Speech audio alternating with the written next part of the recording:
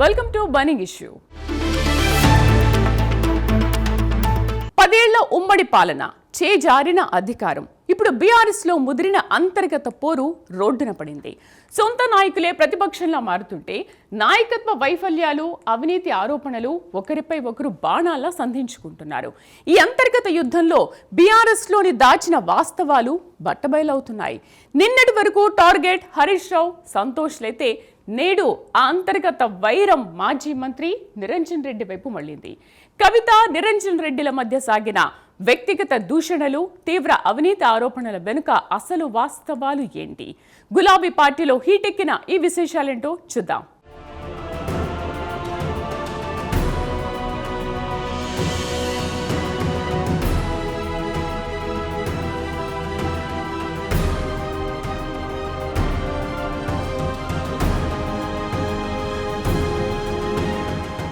తెలంగాణ జాగృతి అధ్యక్షురాలు కల్వకుంట్ల కవిత, మాజీ మంత్రి నిరంజన్ రెడ్డి మధ్య జరిగిన తీవ్రమైన వాగ్వాదం రాజకీయ వర్గాల్లో చర్చనీయాంశమైంది. ఈ వివాదం ప్రధానంగా వ్యక్తిగత ఆరోపణలు, అవినీతి ఆరోపణలు, నాయకత్వ వైఫల్యాల చుట్టూ తిరిగింది. వ్యవహారం ఏదైనా అంశం మాత్రం మాజీ మంత్రి హరీష్ రావును మరోసారి ఇరికించేలా కవిత వ్యాఖ్యలిప్పుడు సరికొత్త వాదనలకు తెరతీశాయి. వాస్తవానికి నిరంజన్ రెడ్డి కవితపై చేసిన వ్యాఖ్యల నేపథ్యంలో ఇదంతా సాగడం గమనార్హం.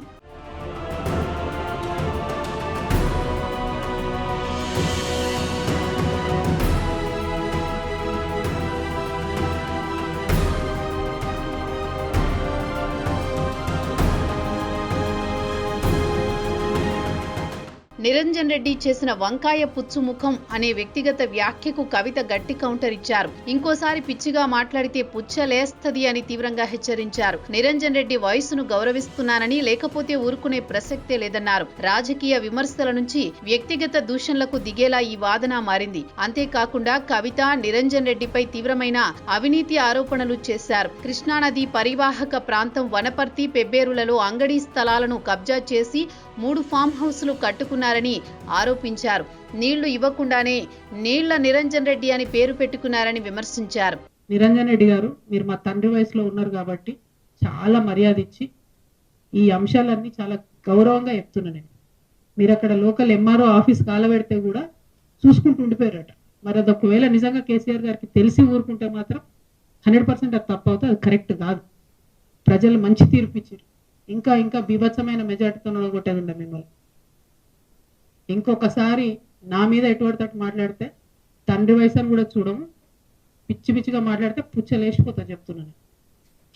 సిన్సియర్గా, సీరియస్గా ప్రజల సమస్యల మీద మాట్లాడుకుంటూ తిరుగుతుంటే ఎందుకంత భయం అవుతుంది మీకు? మీరు అంత తెలివితేటలు ఉన్నోళ్ళు అయితే, అంత గొప్పోళ్ళు అయితే, కేసీఆర్ గారు మీకు వ్యవసాయ శాఖ మంత్రి ఇస్తే ఎంత పని చేయాలి కాన్స్టిట్యున్సీకి? ఇట్లా పీడించుకొని తింటారా? ప్రజల రక్తం తాగుతారా మీరు? దేవుడు మాన్యాలు తింటారా ఎవరైనా?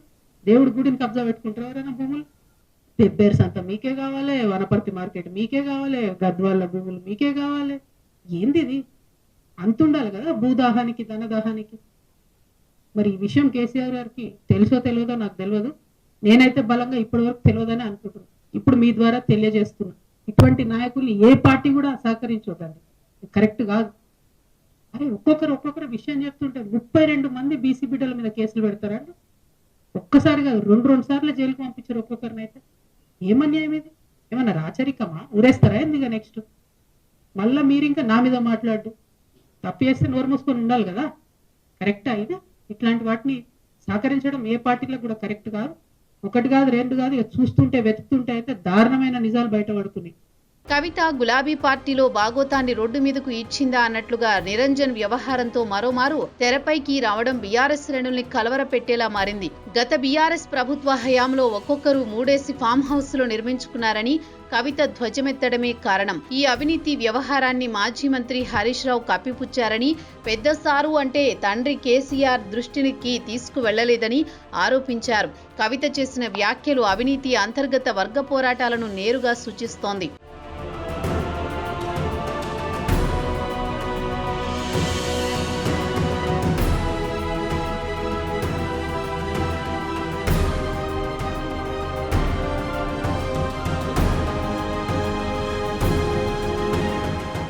ఇక ఇక కవిత తన వ్యాఖ్యలతో గత బీఆర్ఎస్ పాలనలో వర్గాలపై జరిగిన దాడిని కూడా ప్రజలకు తెలియజేసే ప్రయత్నం చేశారు. వనపర్తిలో బీఆర్ఎస్ వైఫల్యానికి నిరంజన్ రెడ్డే ప్రధాన కారణమని ఆయన 10 ఏళ్లలో 32 మంది బీసీలపై కేసులు పెట్టి చిత్రహింసలకు గురి చేశారని ఆరోపించడమే కారణం. కవిత ఆరోపణలకు నిరంజన్ రెడ్డి అదే స్థాయిలో వ్యక్తిగత విమర్శలతో సమాధానమిచ్చారు. తాను కవితల అడ్డంగా బుక్కై జైల్లో ఉండి మహిళల మనోభావాలు బజారుకిచ్చేలా లిక్కర్ రాణి అని పేరు తెచ్చుకోలేదని విమర్శించారు. గత ఎన్నికల ముందు ఆమె తెచ్చుకున్న ఈ పేరుతో తాము ప్రజలకు సమాధానం చెప్పలేకపోయామని అన్నారు.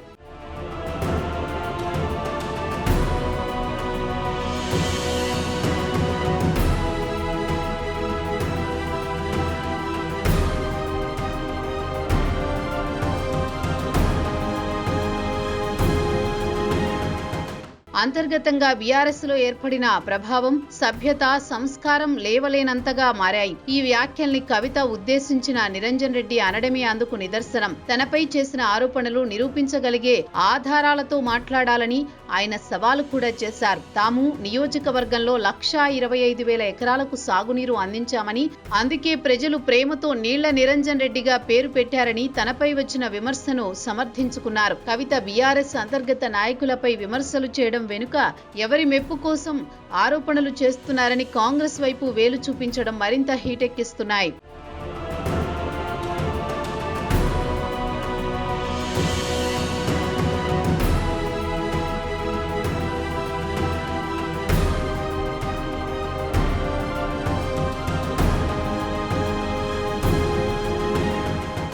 ఈ మాటల పర్వం కేవలం 2 రాజకీయ నాయకుల మధ్య జరిగిన వ్యక్తిగత పోరు మాత్రమే కాదని, బీఆర్ఎస్ పార్టీలో అంతర్గత విభేదాలు, అధికారంలో ఉన్నప్పుడు జరిగిన అవినీతి ఆరోపణలు, ప్రతిపక్ష పాత్ర పోషించడంలో అనుసరించాల్సిన వ్యూహాలపై ఉన్న భిన్న అభిప్రాయాలను ప్రతిబింబిస్తుంది. కవిత ప్రధానంగా అవినీతి, బీసీల పట్ల నిరంజన్ రెడ్డి వైఖరిని ఎత్తి చూపితే, నిరంజన్ రెడ్డి లిక్కర్ రాణి అనే వ్యక్తిగత దూషణ ద్వారా కవితపై పైచేయి సాధించడానికి ప్రయత్నించారు. ఈ మొత్తం వివాదం తెలంగాణ రాజకీయాల్లోని కఠినమైన భాష, రాజకీయ కక్షలు, అవినీతి విమర్శలను తెలియజేస్తోంది.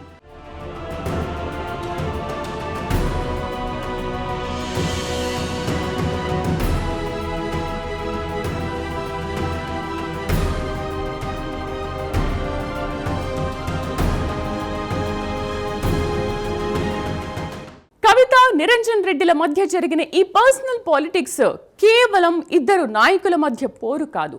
ఇది అధికారం కోల్పోయిన తర్వాత ఒక రాజకీయ పార్టీలో ఉండే సహజమైన అంతర్గత కుమ్ములాటను ప్రతిబింబిస్తుంది. నిరంజన్ రెడ్డిపై కవిత చేసిన ఫామ్ హౌస్లు, కబ్జా ఆరోపణలు గత 10 ఏళ్ల పాలనలో అవినీతి జరిగిందనే వాదనకు సొంత నేతల నుంచే బలం చేకూర్చాయి. హరీష్ రావును టార్గెట్ చేస్తూనే అవినీతిని కప్పిపుచ్చారనే ఆరోపణలతో అంతర్గత అధిష్టానాన్ని సైతం లాగే ప్రయత్నం జరిగింది. వ్యక్తిగత దూషణలకు దిగడం రాజకీయాల్లో నైతిక విలువలు పడిపోయిన తీరును స్పష్టం చేస్తోంది. ఈ కుమ్ములాటలు గులాబీ పార్టీ విశ్వసనీయతను తీవ్రంగా దెబ్బతీసే అంశంగా రాజకీయ విశ్లేషకులు భావిస్తున్నారు. ఇంతటితో ఈ అంశం ఆగుతుందా లేదా కొత్త వారు ఎంట్రీ ఇస్తారా అనేది తెలియాలంటే వెయిట్ చేయాల్సిందే.